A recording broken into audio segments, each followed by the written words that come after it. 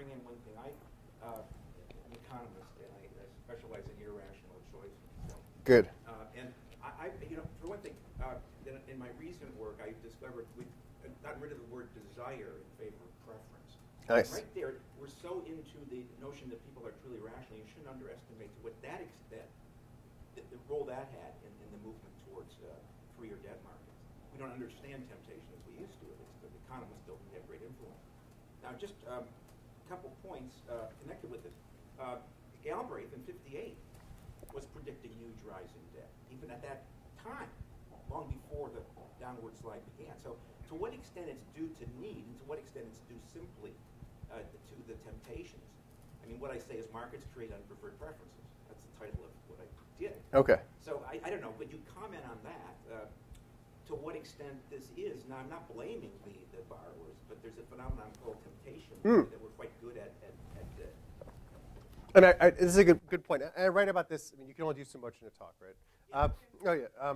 But yeah, I do write about this in the book. What I like to talk about are critics of debt in the 1950s. So my personal favorite is William White, who wrote The Organization Man. He wrote a series in Fortune, and I think it was like 1956, in which he called debt the opiate of the middle class. That everywhere he turned around, people would borrow. People would borrow on anything that they could. They would borrow for houses, they would borrow for cars, they would borrow at department stores. And he thought this would come crashing down all around them, that they wouldn't be able to handle this, that we'd have another Great Depression, which for many years, most people on the left thought would happen again, right? We're obsessed with these crises of capitalism. And so Galbraith is part of this critique that he sees the massive rise in debt, which you do see if you look at the data. If you look at Federal Reserve data, what you actually see in the post-war, so if you look at the simple data, which is the outstanding data, it basically is like that until you get to the 70s, and then it's like that. And so most people have looked at that and said, oh, it was in the 70s, which is true if you're just talking about the amount financed, the amount of debt outstanding, right? The amount that is made possible by securitization. But if you look at the post-war, trying to turn my hand, you can see it go like that, but the amount paid back goes like that. And that, for me, was a huge telling statistic, because it says institutions were changing, practices were changing, but they were able to pay back what they borrow. And if you actually look in the 70s, you don't see an inflection point. You see that. The amount paid back goes down. And then you see an inflection point, again, in the late 80s, early 90s. But for me, this is crucially important, getting back to, is that people were irrational. People were optimistically borrowing.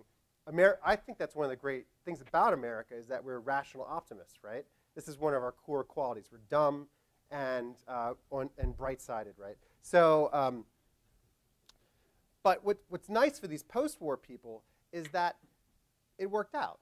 It worked out because of the creation of all these good jobs, because of the massive creation for jobs for working people, for the middle class, and they were able to pay back what they borrowed. But they confused what the cause of that was. They thought it was about their morality by spending on the budget. This is the appeal of installment credit, that it fits into the budget as if you're saving, right? It looks like you're doing something moral with the moral authority of the budget, but actually you're doing something really stupid. I'm sorry, just give me 1 second and I'll come back. And so they said, well, as long as it fits in the budget, if it's a mortgage, a car payment, things like that, then we're good to go. But the thing about budgets is that it tames you, perhaps, although it doesn't tame me. In general, responsible people are tamed. But it doesn't tame the economy. What tames the economy is these overall policies. Stability, like this gentleman was talking about, the Bretton Woods system. Stability, like the sort of pushing of capital into growth industries. I'm sorry, you were respond. No.